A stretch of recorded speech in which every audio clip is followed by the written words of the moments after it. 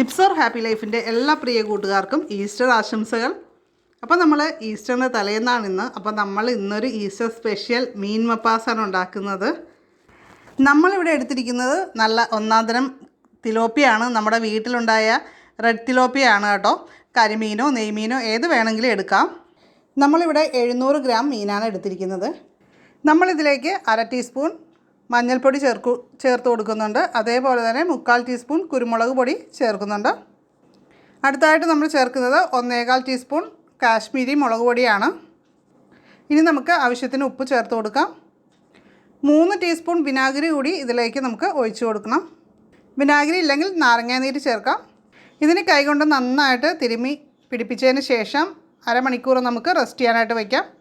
അപ്പോൾ അരമണിക്കൂർ ആയിട്ടുണ്ട്. നമ്മളിപ്പോൾ ചെറുതീയിൽ നമ്മൾ ഈ റെഡിയാക്കി വെച്ചിരിക്കുന്ന മീനൊക്കെ ഒന്ന് വറുത്തെടുക്കുകയാണ് ചെയ്യുന്നത്. ഒരു വശം ആയിക്കഴിഞ്ഞ് അതൊന്ന് മറച്ചിട്ടിട്ട് അപ്പുറത്തെ സൈഡ് നമുക്കൊന്ന് വറുത്തെടുക്കാം. ഇത് ഒരുപാട് മൊരിഞ്ഞു പോകേണ്ട ആവശ്യമില്ല. ഇപ്പം നമ്മൾ ചട്ടി അടപ്പത്ത് വെച്ച് ചൂടാക്കി കഴിഞ്ഞപ്പോൾ വെളിച്ചെണ്ണ ഒഴിച്ച് കൊടുത്തിട്ടുണ്ട്.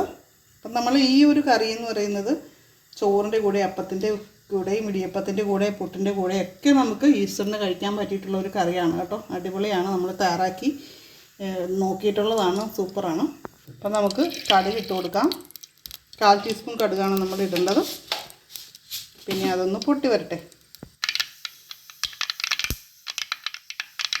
അപ്പോൾ നമ്മൾ 4 ഗ്രാമ്പൂ, 4 ഏലക്ക, അതേപോലെ തന്നെ ഒരു കഷ്ണം കറുവാപ്പട്ട ഇതിലേക്ക് ഇട്ട് കൊടുക്കുന്നുണ്ട്.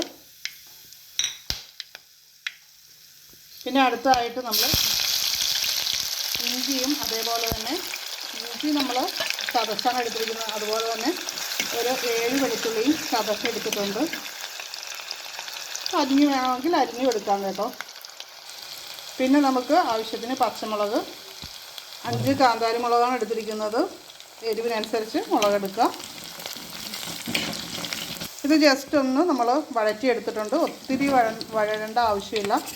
ഇനി നമ്മൾ ഇട്ട് കൊടുക്കുന്നത് 2 സവാളയാണ്. നീളത്തിലാണ് നമ്മൾ സവാള അരിഞ്ഞിരിക്കുന്നത്.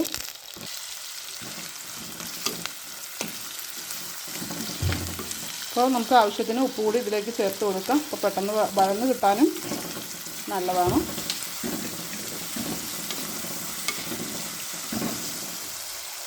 നമുക്ക് കറിവേപ്പില ഒരു തണ്ട് കൂടി ഇട്ട് കൊടുക്കാം.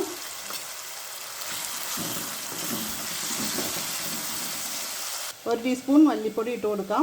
2 ടീസ്പൂൺ കാശ്മീരി മുളക് പൊടി നമുക്ക് ചേർത്ത് കൊടുക്കാം. ഇത് നന്നായിട്ടൊന്ന് മൂപ്പിച്ചെടുക്കുക. നമ്മുടെ സവാള ഒരുപാട് മൂത്ത് വഴന്ന് പോകേണ്ട ആവശ്യമില്ല കേട്ടോ. ഒന്ന് വഴറ്റിയെടുത്താൽ മതി. അപ്പോൾ ഇനി നമ്മൾ പൊടി ഇട്ടിട്ട് നന്നായിട്ട് തന്നെ ഒന്ന് മൂപ്പിച്ചെടുക്കുക. ഇതിപ്പോൾ വഴന്ന് വന്നിട്ടുണ്ട്. അപ്പോൾ ഇനി നമുക്ക് അപ്പോൾ നമ്മൾ 2 തക്കാളി ഇവിടെ അരിഞ്ഞ് വെച്ചിട്ടുണ്ട്. അത് നമുക്ക് ഇതിലേക്ക് ഇട്ട് കൊടുക്കാം. ഇത് വഴറ്റിൻ്റെ കാര്യമല്ല, ജസ്റ്റ് ഒന്ന് മിക്സ് ചെയ്തെടുക്കുക.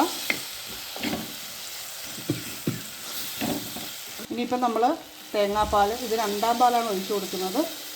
ഇപ്പോൾ 1 കപ്പ് തേങ്ങാപ്പാൽ ഒഴിച്ചിട്ടുണ്ട്. അതിനുശേഷം അതൊന്ന് നന്നായിട്ട് ഇളക്കി വെച്ചതിന് ശേഷം നമ്മളിതൊന്ന് മൂടി വെച്ച് വേവിച്ചെടുക്കാനാണ് പോകുന്നത്. ജസ്റ്റ് ഒന്ന് തിളച്ച് വരണം. വേവിച്ചല്ല, തിളച്ച് വരണം. നമ്മളൊരല്പം തേങ്ങാപ്പാൽ കൂടി ഇതിലേക്ക് ചേർത്തിട്ടുണ്ട്. അതുപോലെ തന്നെ ഉപ്പും കൂടി ചേർത്തിട്ടുണ്ട്. അപ്പോൾ ഇനി നമുക്കിത് മൂടി വയ്ക്കാം. അപ്പോൾ ഇത് തിളച്ച് വന്നിട്ടുണ്ട്. ഇനി ഇതിപ്പോൾ നമുക്ക് മീൻ കഷ്ണങ്ങൾ വറുത്തത് ഇതിലേക്ക് ഇട്ട് കൊടുത്ത് മൂടി വെച്ച് തീ കുറച്ച് 5 മിനിറ്റ് കുക്ക് ചെയ്യാം. തീ നമ്മൾ ഇടയ്ക്കൊന്ന് തുറന്ന് ജസ്റ്റ് ഒന്നിങ്ങനെ മീനൊന്ന് അനക്കി കൊടുക്കണം. അടിയിലൊന്നും പിടിക്കാത്ത രീതിയിൽ അത്രയും കൂടിയൊന്ന് ചെയ്ത് കൊടുക്കണം. അല്ലെങ്കിൽ ചട്ടി ജസ്റ്റ് ഒന്ന് ചുറ്റിച്ചാലും മതി. അപ്പം നമുക്കിനി 1ാം പാൽ കൂടി ചേർത്ത് കൊടുക്കാം.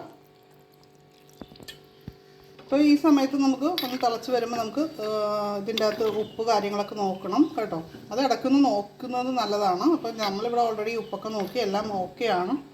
പിന്നെ തേങ്ങാപ്പാൽ ഒഴിച്ച് കഴിഞ്ഞിട്ട് കൂടി ഒന്ന് ജസ്റ്റ് ഒന്ന് നോക്കാം. നല്ല കിടു ടേസ്റ്റുള്ള ഒരു കറിയാണ് കേട്ടോ.